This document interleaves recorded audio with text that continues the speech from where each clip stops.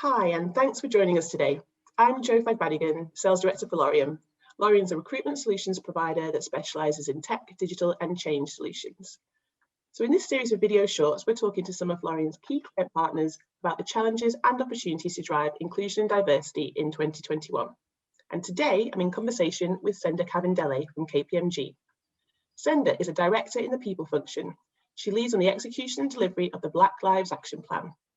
She's chair of the Black Heritage Working Group and co-chair of the African and Caribbean Network. Senda has 15 years experience working across various client-facing and people management roles at the firm. Lorien's been KPMG's RPO partner since 2013. We initially delivered a tech RPO solution, but have since expanded our partnership to deliver multidiscipline hiring across the business. KPMG is a great customer. KPMG is passionate about inclusion and diversity. They have a range of initiatives within the firm, from their IT's Her Future programme to their Black Heritage Talent programme, and the latter of which Senda is here to talk to me about today. So thank you, Senda, welcome. Thanks for joining me. Let's dive in. Can you share what KPMG is doing to drive the attraction of Black Heritage talent to the firm? Yes, sure. Thank you, Jo. Delighted to be here today. So we have a number of strategic initiatives in place, not least the highly prized Black Heritage Talent Insight Programme, which is focused on the attraction of Black graduates to the organisation. The challenges of the pandemic have certainly attenuated employers' graduate schemes, but the experience at KPMG is different. The firm has just closed out a successful campaign with the highest number of Black graduate applicants since inception 3 years ago. And we're really excited about that. We also have our apprenticeship program, which is aimed at school leavers. It attracts Black talent, as well as talent from other diverse backgrounds, offering on individuals to gain a practical work experience across the firm whilst building core technical skills. Candidates also gain professional qualifications and accreditations. We've signed up to the 10,000 Black Interns Initiative, and there are a number of various other outreach programs in place. For our middle management and senior hire, we are running a number of broader recruitment strategies for Black talent through our experienced hire channels. We've engaged with key specialist executive search firms to attract candidates, and we're also leveraging our network of member firms through secondment opportunities. So plenty going on in that space and the attraction side, and you talked about a lot of initiatives there. Obviously KPMG is such a large business, and it's great to see someone actually heading and leading that role. But I think what I would say, and I'm sure you'd agree, is it's really important for anyone listening to recognise that no matter what size business you are or where you're starting from, be it moderately underrepresented to severely underrepresented, every little bit helps. And even if you're hiring low numbers each year, if you're thinking how you can proactively drive the attraction of Black heritage talent, then you are going to make a difference. That really does truly matter. So great to hear about all of those initiatives there at KPMG. My next question is, once onboarded, how can businesses then retain and support the advancement of Black heritage talent? What sort of ideas or tips can you share for listeners? I think that's a really good question, Jo. Businesses can play an active role in many ways by fostering a more representative and inclusive environment. And it's a question really of having improved and better practices, not about creating new solutions, but leveraging those that exist and really amplifying them. Experience and inclusion is just as important as having a diverse workforce representation. And it's about businesses recognizing that there are differences across people with protected characteristics. It's important to recognize that this is different from having a diverse makeup of an organization. In my experience, organizations are likely to experience higher attrition levels where Black heritage talent don't feel they belong, or where they experience exclusion.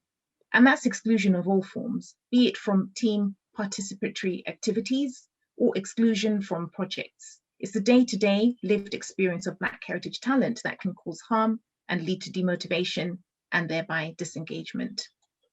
I think it's about being mindful of how we behave and treat each other in virtual meetings, for example. And there's also real strength of allyship and fostering an inclusive environment. And there are a number of concrete steps that organizations can take. So for example, it's about introducing frameworks for improved engagement and connectivity. When individuals are new to the firm, make sure the talent doesn't feel abandoned as they learn the ropes and work to understand the complexity of an organization. As part of a D&I strategy, championing employee resource groups or affinity networks, as they're sometimes called, I find these are enablers and support mechanisms to help develop a sense of belonging and foster a better community in an organization. And I think organizations need to be more intentional about practicing conscious inclusion to avoid some of these unintended consequences. And that comes with being relational and really just practicing good people management. Building support networks through allyship, for example, mentoring and sponsorship. And it's important also that we recognize the current climate poses challenges in itself. COVID recovery, even before Black Lives Matter, means that there's a heightened sense of vulnerability, and workforces are experiencing burnout at a much faster rate than ever before. We just need to care more about each other, I think. Thanks, Senda. I think your point on networks and support and allyship, that's really really so important. And actually the mentoring, absolutely key, because mentoring done right is so powerful. And I understand that you're a founding member of KPMG's award-winning Black Heritage Reverse Mentoring Programme. So can you tell us a bit more about this, and has that, some of these conversations are perhaps difficult for people to have. They might find it awkward to sort of bring up issues or feelings of being perhaps excluded, and is that programme helping to level the playing field in terms of actually opening up the conversation as well about how Black heritage talent is engaged with and is supported? Absolutely. So what the Black Heritage Reverse Mentoring Programme was launched in 2018, and it's been successful running for over these last years. What we've done, what we did at the time rather, was create this program to support our Black heritage talent by mentoring, through a mentoring. They mentored senior leaders in the organization to help them understand the lived experience of Black heritage colleagues.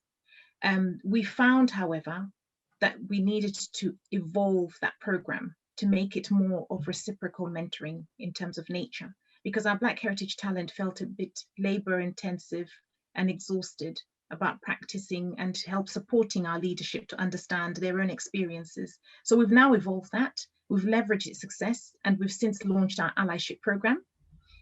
As of last year, we've had a fantastic response, and that has certainly given our colleagues a platform to engage more broadly with one another and support through mentoring, coaching, and sponsorship. It sounds great. Thank you for sharing that. Okay, last question, and I'm going to let you go. In your opinion, and you mentioned this a little bit before the pandemic, the influence and impact of that, but has the working from home, the kind of pretty much full-time remote working, I'm sure for a business like KPMG, has that impacted how we can foster inclusion specifically for Black heritage talent? Another good question, Joe.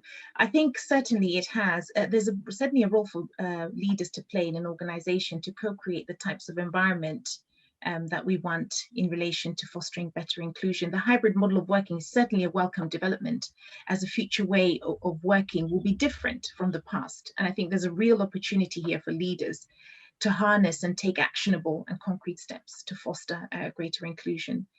There are certainly challenges as well as opportunities that have developed. I think in terms of a challenge, we've certainly seen a dilution in opportunities to collaborate, and where people feel isolated in making some decisions. Those who have felt marginalized before will feel even more marginalized now by not being, for example, selected to work on interesting and exciting projects. We talked earlier on about exclusion. There's also been a less chance of building networks, particularly for those who are relatively new to the organization. And as leaders, we need to be more proactive in this space by consciously including everybody and making everyone feel welcomed. In terms of the opportunity, I think there are also lots of these. There's certainly an increased chance of digital connectivity. There are fewer boundaries to inclusion. We can connect globally and thereby cross-collaborate and work with different teams on different projects.